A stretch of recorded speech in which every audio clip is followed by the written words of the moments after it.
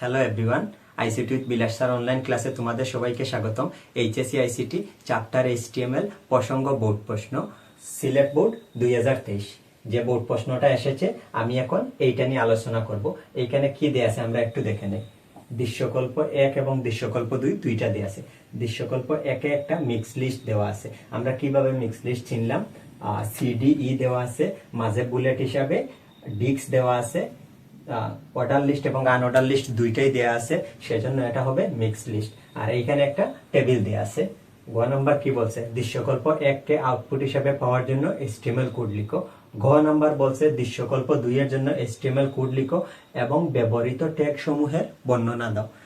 ফার্স্টে গ নাম্বার প্রশ্ন নিয়ে আলোচনা করব। দৃশ্যকল্প 1 এর জন্য HTML কোড লিখো। আমরা HTML স্ট্রাকচার অনুযায়ী লেখা শুরু করব। প্রথমে HTML আমরা হেড পার্ট এ লিখব টাইটেল মিক্স লিস্ট। যেহেতু উদ্দীপকটা মিক্স লিস্টের, সুতরাং টাইটেলে লিখব মিক্স লিস্ট। টাইটেল লেখা শেষ, টাইটেল ক্লোজ করে নিব।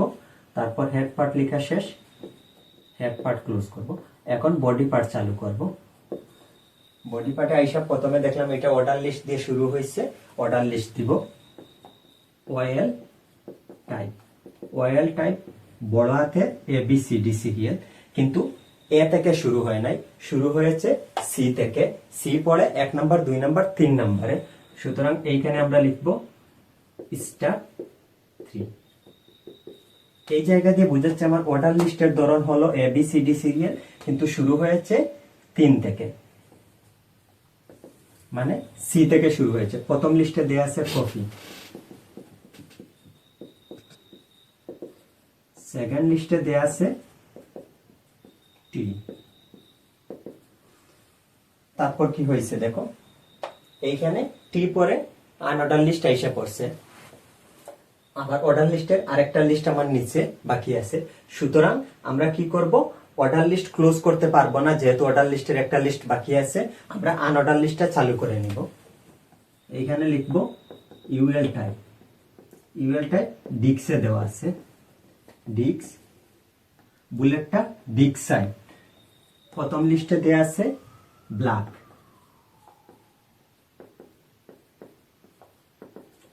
তারপরের লিস্টে দেয়া আছে গ্রিন।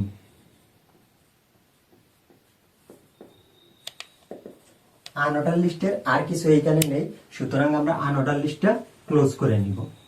তারপর আমি ডান পাশে একটু চলে যাব। অর্ডার লিস্টের যেহেতু নাম্বারটা বাকি আছে, একটা লিস্ট বাকি আছে, সুতরাং আমরা এই যে অর্ডার লিস্ট চালু করেছি, অর্ডার লিস্টের প্রথম লিস্টে কফি, পরের লিস্টে টি, আর এখন মিল্ক বাকি আছে। এইখানে লিস্ট হিসাবে আমরা মিল্কটা লিখে নিব। এখন আমার অর্ডার লিস্ট লেখা শেষ, অর্ডার লিস্ট ক্লোজ করে নিব। এই উদ্দীপকের আর কিছু লেখার বাকি নেই। তারপর আমরা বডি পার্ট ক্লোজ করব।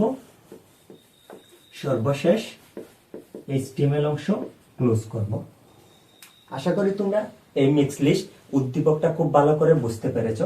এখন আমি দৃশ্যকল্প 2 এর যে টেবিল দেওয়া আছে, টেবিলের আলোকে HTML কোডটা দেখাবো। গ নাম্বার প্রশ্ন বলছে দৃশ্যকল্প 2 এর জন্য HTML কোড লিখো এবং ব্যবহৃত ট্যাগ সমূহের বর্ণনা দাও। দৃশ্যকল্প 2 আমরা দেখেই চিনলাম, এইটা টেবিলে দেয়া আছে। এইখানে আমরা লিখছি দৃশ্যকল্প 2 এর জন্য HTML কোড লিখো। প্রথমে HTML ট্যাগ দিয়ে চালু করতে হবে, চালু করলাম। তারপরে হেড পার্ট লিখবো, হেড পার্টের টাইটেলে দিব টেবিল, যেহেতু দৃশ্যকল্পটা টেবিল রিলেটেড বা টেবিলই দেয়া আছে। হেড পার্ট লেখা শেষ, হেড পার্ট ক্লোজ করে নিব। এখন আমরা বডি পার্ট চালু করব। টেবিল শুরুর আগে টেবিলের বর্ডার লাইনটা মেনশন করে দিতে হবে। আমরা দিব টেবিল বর্ডার 1। টেবিলের বর্ডার সাইজ নরমালি সব সময় 1ই হয়। টেবিলের বর্ডার লাইন 1। টেবিল সবসময় র বরাবর পড়তে হবে। এর আগের আমি টপিকসেও তোমাদেরকে বলেছি, বিভিন্ন বোর্ড প্রশ্নতেও তোমাদেরকে বলেছি যে আমার টেবিলে সবসময় টেবিল বর্ডার 1 এবং টেবিল র বরাবর পড়তে হবে। এই টেবিলে কয়টা রো আছে আমরা একটু দেখে নেই। 1টা 2টা 3টা 4টা। আমি প্রথম রো চালু করব, টিআর টেবিল র। কিন্তু এইখানে এই প্রথম রো লেখাটা মধ্যখানে আছে, যার জন্য আমরা এইখানে লিখব টিআর এলাইন সেন্টার। এই রর মধ্যে যতগুলো লেখা পড়বে সব লেখাগুলো মধ্যখানে থাকবে। প্রথমটারে আমরা টেবিল হেড ধরবো। এই টেবিল হেড কয়টা কলামের সাথে সম্পর্কিত? একের অধিক কলাম বা র হলে মেনশন করে দিতে হবে। একটা কলাম, দুইটা কলাম, তিনটা কলাম। সুতরাং আমরা এখানে লিখবো টেবিল হেড কলস্পেন 3, যেহেতু একের অধিক মেনশন করে দিতে হবে। লেখাটা কি? রিজাল্ট। টেবিল হেড লেখা শেষ, টেবিল হেড ক্লোজ। প্রথম রো লেখা শেষ, প্রথম রো ক্লোজ করে নিব। এখন আমরা সেকেন্ড রো চালু করব। লেখাগুলা মধ্যখানে আছে, আমরা দিব টিআর এলাইন সেন্টার। এই রোর মধ্যে যতগুলা লেখা আছে সবগুলা লেখা অবস্থান হবে মধ্যখানে। প্রথম টেবিল ডাটা, এখন সবগুলা ডাটা হবে। এই টেবিল ডাটা এইদিকে দুইটা রোর সাথে সম্পর্কিত আছে। একের অধিক রো বা কলামের সাথে যদি কোনো ডেটা সম্পর্কিত থাকে তাহলে মেনশন করে দিতে হবে। আমরা এখানে লিখবো টেবিল ডাটা রসপেন, রস সাথে সম্পর্কিত হলে রসপেন লিখতে হবে, রসপেন 2। আবার লেখাটা আন্ডারলাইন করা আছে, এখানে আন্ডারলাইন ট্যাগ ইউজ করব। কোন লেখা? আইসিটি। আন্ডারলাইন ট্যাগ ক্লোজ করে দিব। এই আন্ডারলাইন ট্যাগে আইসিটি নিচে আন্ডারলাইন নিয়ে আসবে। টেবিল ডাটা লেখা শেষ, টেবিল ডাটা ক্লোজ করে নিব।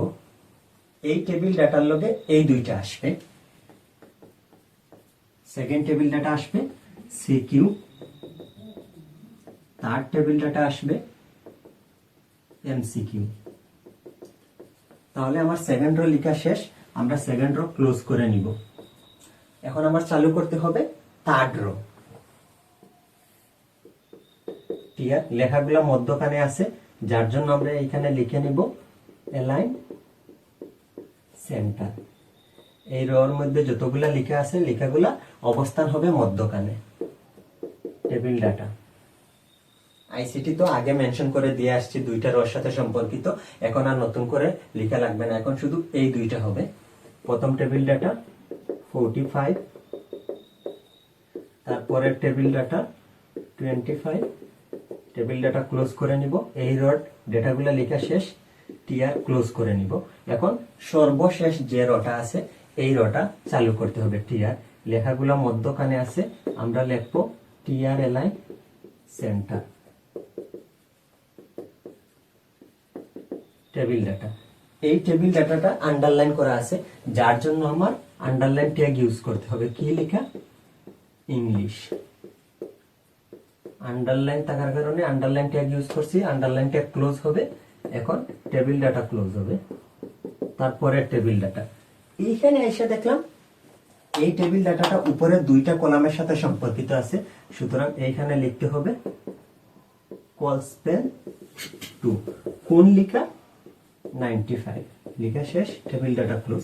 এই রোর সবগুলা ডাটা লেখা শেষ, আমরা টিআর ক্লোজ করে নিব। তারপর আমার টেবিল ক্লোজ হবে, বডি ক্লোজ হবে, সর্বশেষ HTML ক্লোজ হবে। এই প্রশ্নতে আরো একটা জিনিস বলছে, ব্যবহৃত ট্যাগ সমূহের বর্ণনা দাও। এই টেবিলের HTML কোড করতে আমরা যে ট্যাগ গুলা ব্যবহার করছি প্রত্যেকটা ট্যাগের কাজ কি এক লাইন করে এইখানে লিখে দিবা। তোমরা লিখবা যে ব্যবহৃত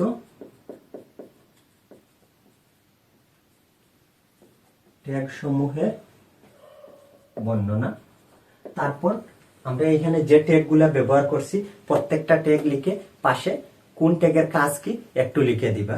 আশা করি সিলেট বোর্ড 2023 যে বোর্ড প্রশ্নটা এসেছে তোমরা খুব ভালোভাবে বুঝতে পেরেছো। আর ক্লাস রিলেটেড আমি যে টপিকস রিলেটেড যে ক্লাসগুলো নিয়েছি সেই ক্লাসগুলো যদি তোমরা দেখো তোমাদের বোর্ড প্রশ্ন সম্বন্ধে ধারণা খুব ভালোভাবে ক্লিয়ার হয়ে যাবে। আজকের ক্লাসে এতটুকু পর্যন্ত। তোমাদের সবাইকে অসংখ্য ধন্যবাদ।